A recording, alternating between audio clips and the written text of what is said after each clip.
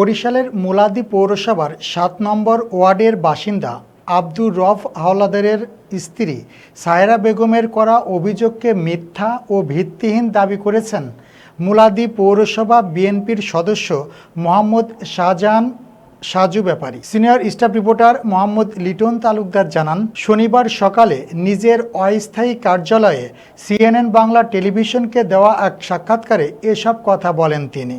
এ সময় সাজু ব্যাপারী বলেন, তার বিরুদ্ধে উত্থাপিত অভিযোগের সঙ্গে তিনি কোনোভাবেই জড়িত নন।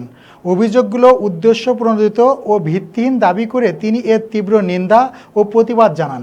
এ সময় তিনি বিষয়টি সুষ্ঠু ও নিরপেক্ষভাবে তদন্ত করে প্রকৃত ঘটনা উদ্ঘাটনের জন্য প্রশাসনের ঊর্ধ্বতন কর্মকর্তাদের প্রতি আহ্বান জানান। একই সঙ্গে অভিযোগের সঠিক বিচার ও প্রয়োজনীয় ব্যবস্থা গ্রহণের দাবি করেন তিনি। তবে এ বিষয়ে অভিযোগকারী সায়রা বেগমের বক্তব্য তাৎক্ষণিকভাবে পাওয়া যায়নি। অভিযোগের সত্যতা যাচাইয়ে সংশ্লিষ্ট প্রশাসনের বক্তব্যও গুরুত্বপূর্ণ বলে মনে করছেন স্থানীয়রা। আমার সাজু ব্যাপারী, আমি পুরো বিএনপির সদস্য। আমার বিরুদ্ধে সায়রা খাতুন যে অভিযোগ এনেছে এটা মিথ্যা এবং বানোয়াট। ঠিক আছে, আমি প্রশাসনের প্রতি অনুরোধ করছি আইনগত ব্যবস্থা নেওয়ার জন্য।